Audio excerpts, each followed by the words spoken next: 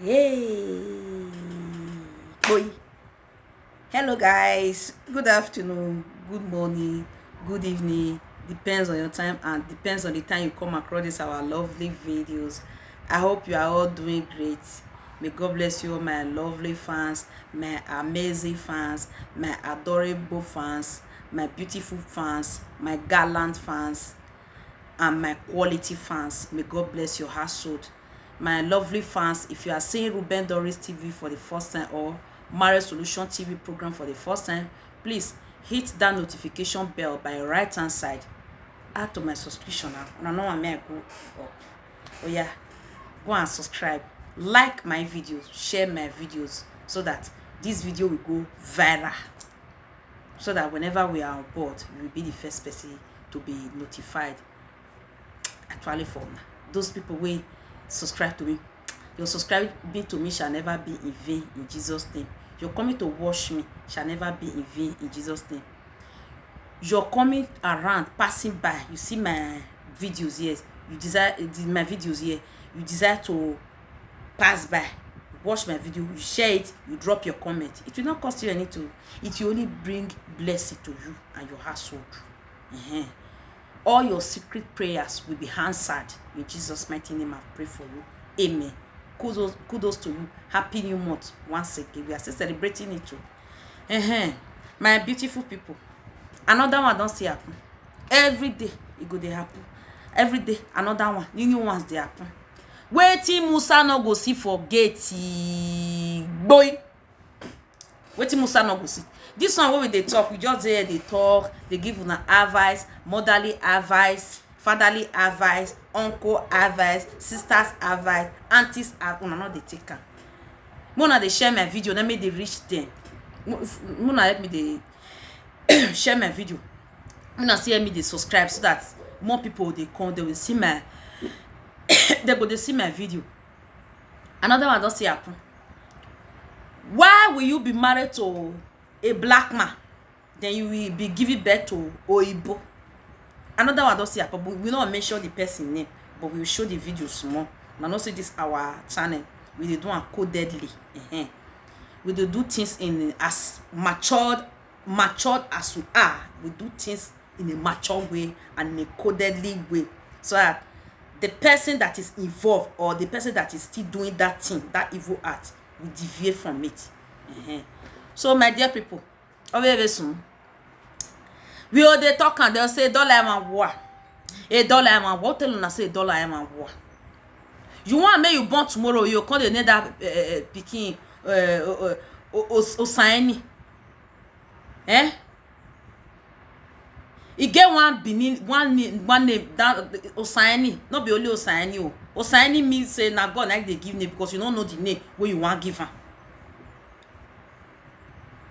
Or Osani, either Osani or Osani. Osani means the pikin where they born, so they don't know who get am. If papa go the name am that kind of name. Una where you call this Obodo Ibo, I go put the two of my hand for my ear till they shout oh. Mona not take this life like as I don't come. I know enjoy every bit of life again. All these children wanna they look so nah, they don't go finish. All these things wanna they do. It can they affect them psychologically. May I not to use my language. You can they affect them psychologically. Why pikin go born? If papa go reject am simply because the pikin na half caste Oyibo pikin, because if the pikin papa na black man, the pikin mama na black woman. I dey tell una all this thing. Agagwa igo na emeke na mwelie, emeke na mwigo na lie. Oma wa guban igo na osigo na ya yagun.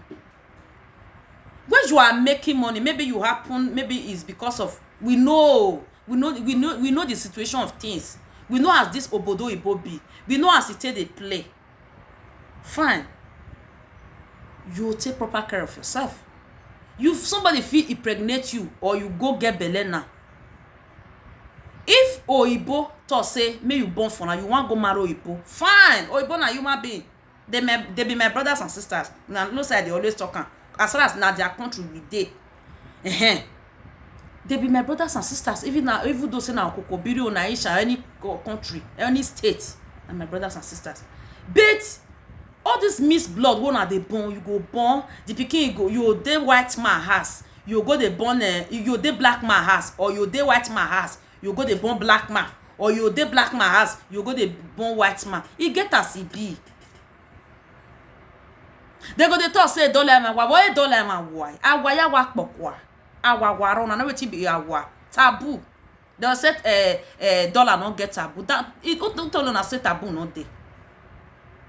Una never see some kind children for this obodo ibo. If their mama send them message, they know they go. May they go back try DNA test. Whether they don't find out whether not the biological father of that pikin when they give her to say na he be papa, whether na he born her. Maybe na make they do like that. Una see different sickness where they carry some women. And you one that they call her where they carry some women go talk back. Mona ask the woman where. Whether not be a you work carry and put for ground taboo. Now they give her injection so. Whether not be taboo. Now they make her they get that thing where you want. You go they pray for one church, go they pray for one pastor, go they pray for follow here, follow there, go they use this one, the other one they pray what she said, whatever. Whereas you know say within you, where the adultery where you don't go commit, it don't they affect you within you. It don't they affect you spiritually and physically. At the end of the day, some of our men they go involve themselves with all those women. At the end of the day, they know they progress. Like no, they enter their household because the woman when they put for us, it get one thing where they do. If to say this one not born come out, pikin not come out now say pikin where they go born say na white man it can't be white baby. They know say the woman they do pian.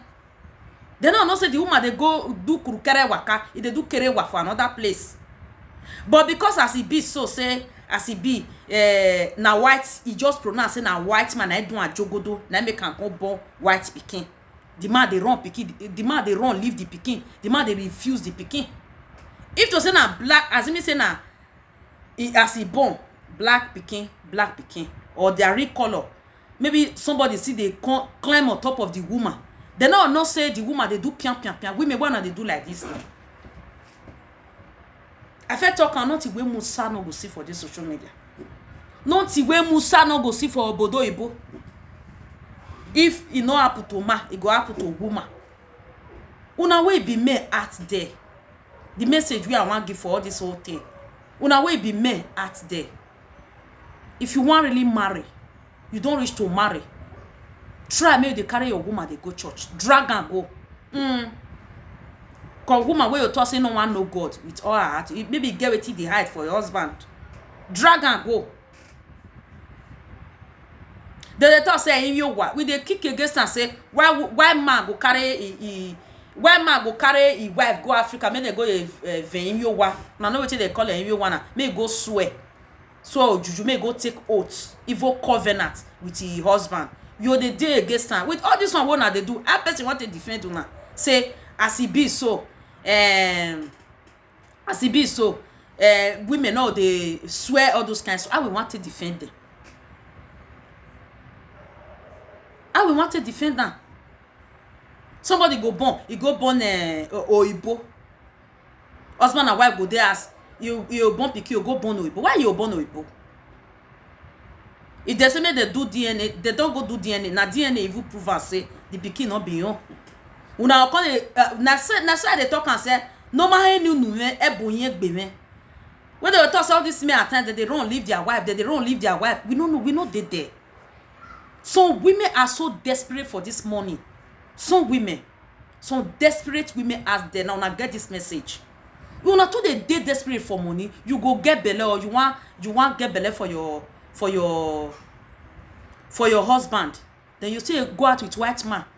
If to say pikin not come out now, it pour out for your body. Bam, pikin come out. If to say now sickness, it still get now. Now so if you still pour out for your body, then you go infect your lovely husband with that sickness. You not see at times somebody no even know as they want to talk, because at times if you too talk they'll say you they join the men. Some of these men, they'll say, one brother they talk about, they say like you know fit marry for this obodo. All these women where they don't fit do ashere, you know fit do marry them.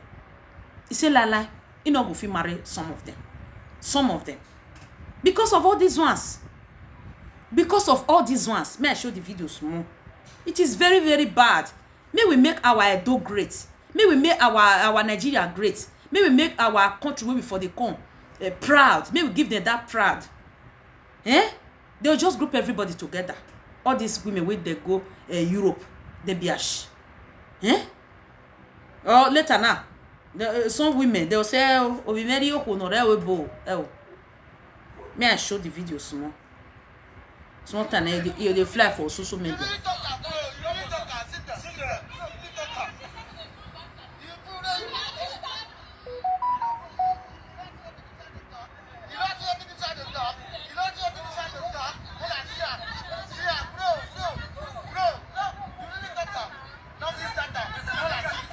Is it not being starting? Is it the way you beg your husband?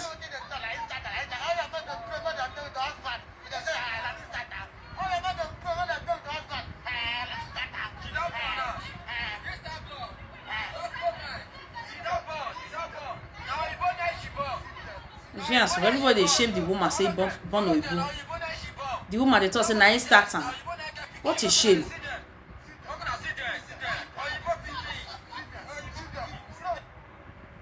So my dear lovely people in the house, una see and so una see and all this whole thing, where they go end? Person they try make this one finish, another one they come, another one go they finish. Ewe bove si onene a. Abie chipa chiko nwa wa la Europe o iwasi na ya. Chipa chiko we the chika chiko. We na take come from river. Na make all the thing you be like this. Oyibo no even carry money give you. Oyibo no even give you doku. You go you put your body for without this thing kaput. You just go do one like that. Mona dey take am easy now. Mona they let all this men, mona they ginger them, make they marry una. All these hands, our Nigerian hands men. We get better men. Some of them. Tell us, we see people where they make this thing. Help them find wife. I say, if people say they find wife like this, tell this one, you say this one bring a motive of not want to marry with the other one. And it's a very genuine reason. This habit of you go there with Oyibo, black man, you they follow Oyibo. Some of them not they like her. I beg Mona put an end to it.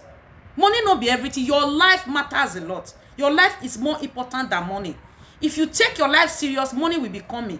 Except if you don't value your life. If you value your life, money will come. When you value your life, you put everything in God's hand. Money will be coming. Even though you are less stress,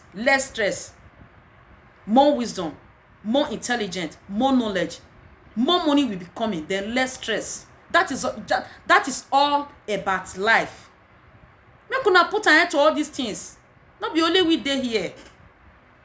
Egene de ake atawa aya biene ba any go ne bo amu no ma. Ba de we mu go no wa ro we black man. U ya biene bu. U bi o mebu. Why when I hold o hin si go mother. Emi e sunu da ba kwa na any with depression soon, or okay, kilometer is straight because of all the stress. Who caused the stress? Are you not the person that caused it to yourself? Are you not the person that invite the stress to yourself? Are you not the person that invite the depression to yourself when you are unable to take care of that baby? The problem will start coming. You can't say na much na person. Me na take an wayo na. I beg anybody will come across the video, me share and me go the media. Me with the touch lives. When I be subscribed now, I'm not subscribed. And I'm not subscribed now. When I drop on a comment, I just watch me when I drop on a comment.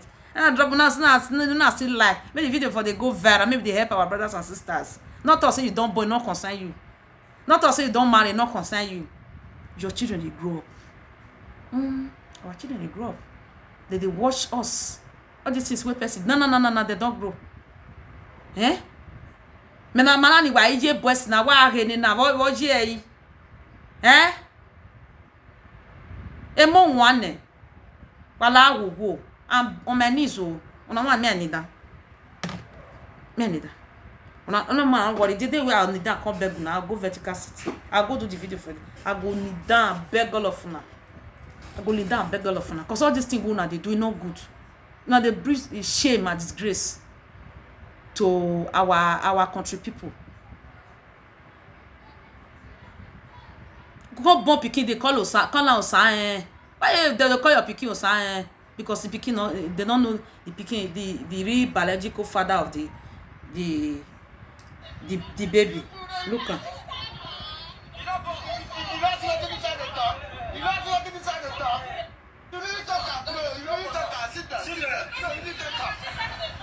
Wala wo wala ho osene na ya stop you. Na Nigerian people. You say when you go beg the man, no woman wey no dey make mistake.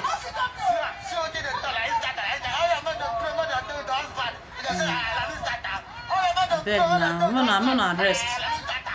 Wala why webo. So I have to stop this video here. I've dropped my message.